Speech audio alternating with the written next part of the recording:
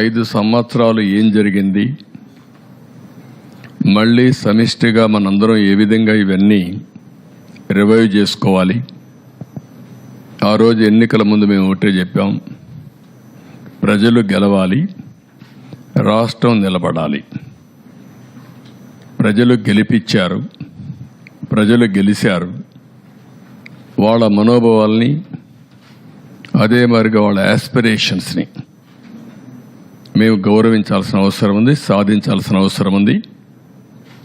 అయితే ఈరోజు రాష్ట్రంలో ఉండే ప్రత్యేకమైన పరిస్థితులు కూడా రోజు రోజుకు ఎంత తవ్వితే అంత భయంకరంగా కనపడొస్తున్నాయి. ఎంత లోతుందో మాకే తెలియదు. ఓసారి చెప్తారు సముద్రంలోకి దిగితే తప్ప లోతు తెలియదని. ఆ పరిస్థితిలో ఉంది. ఇది ఒక డిపార్ట్మెంట్ని కాదు, అన్ని డిపార్ట్మెంట్లో ఇదే పరిస్థితి ఉంది.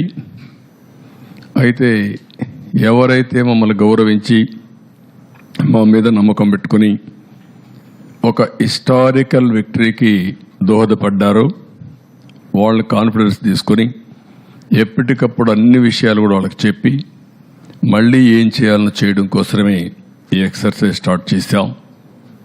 1కి 10 సార్లు మేము చెప్పాల్సిన అవసరం ఉంది, అందరూ కూడా ఆలోచించాల్సిన అవసరం ఉంది. ఫైనల్గా ఏ విధంగా నిర్ణయాలు చేసి ఈ యొక్క వ్యవస్థని ఘాట్లో పెట్టాలి, ఆర్థిక వ్యవస్థను మళ్ళీ ఏ విధంగా పరిపుష్టి చేయాలి, మళ్ళీ అటు సంక్షేమం ఇటు అభివృద్ధి రెండు కూడా సమాంతరంగా ఏ విధంగా తీసుకుపోవాలను ఆ ఎక్సర్సైజ్ స్టార్ట్ చేశాం. అందుకే 3వ వైట్ పేపర్ ఇది. అది కూడా చాలామందికి వైట్ పేపర్ అంటే మాకేంటి సంబంధం అనుకుంటారు. ఇవన్నీ వాస్తవాలు మీ ముందర పెట్టడం, యథార్థాలు మీకు తెలియజేయడం. మీరందరూ కూడా ఎన్ని పనులున్నా కామన్ మ్యాన్ కూడా, మామూలు పేదవాడు కూడా దృష్టి పెట్టవలసిన అవసరం ఉంది. ఎప్పుడు కూడా ఒక పరిపాలన అంటే సమర్థవంతమైన పాలన ఉంటే ఆ సమర్థవంతమైన పాలన వల్ల మెరుగైనటువంటి ప్రయోజనాలు పేదవాళ్ళకు కలుగుతాయి. దానివల్ల వాళ్ళ కష్టానికి తోడుగా మేము చేసే పనుల వల్ల కూడా వాళ్ళకు లాభం వస్తుంది. అట్లా కాకుండా పేదవాళ్ళ ప్రభుత్వంతో మాకు సంబంధం లేనుకుంటే, ఒక బాధ్యత లేకుండా ఆలోచిస్తే వచ్చే కష్టాలకు కూడా మనం భరించాల్సి వస్తుంది. దానికి ఒక ఉదాహరణ పేదవాడికి ఏ విధంగా నష్టం జరుగుతుందో అన్ని విషయాల్లో ఉంది. ఇందులో కూడా మీరు ఒకసారి ఆలోచిస్తే ప్రజలందరికీ అర్థమవుతుంది. నేను ఒకటే చెప్తున్నా, పదే మీలో చైతన్యం తేవడానికి, మీకు అర్థం కావడానికి, మీ భవిష్యత్తుతో వీళ్ళు ఏ విధంగా ఆడుకున్నారు, మీ భావితరాల, మీ పిల్లల భావితరాల భవిష్యత్తు పైన ఎట్లా వీళ్ళు దెబ్బతీశారు అనే విషయాలు చెప్పడం నా బాధ్యత. అవి చెప్పి మీలో కూడా మీ ఆలోచనలు కూడా తీసుకొని, సామాన్య ప్రజానికం ఆలోచనలు తీసుకుంటాం, మీడియా ఆలోచనలు తీసుకుంటాం, బయట ఇంటలెక్చువల్స్ ఆలోచన తీసుకుంటాం.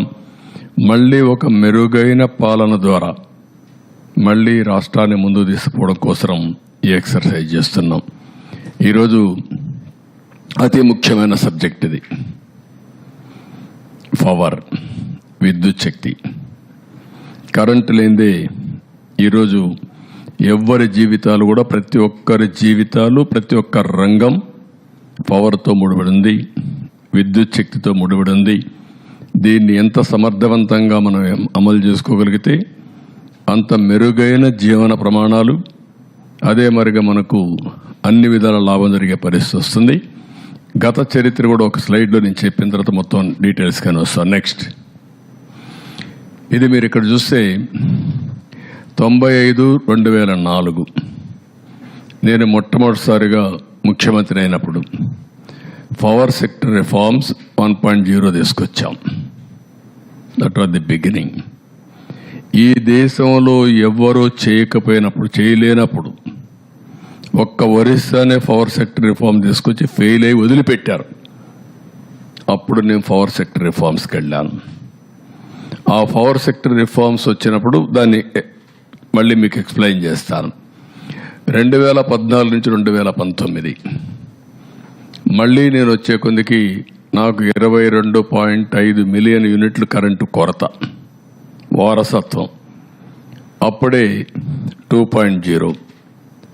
ఈసారి సోలార్, విండ్, ఇన్నోవేటివ్ పవర్ కోసం ముందుకు పోయాం. అవి కూడా ఏ విధంగా వచ్చాయి మీకు ఎక్స్ప్లెయిన్ చేస్తాం. 19-24 phenomenal increase in power tariff. నేను ఎన్నికల ముందు చెప్పాను, కరెంటు ఛార్జీలు పెంచకుండా వినూత్నమైన ఆలోచనలతో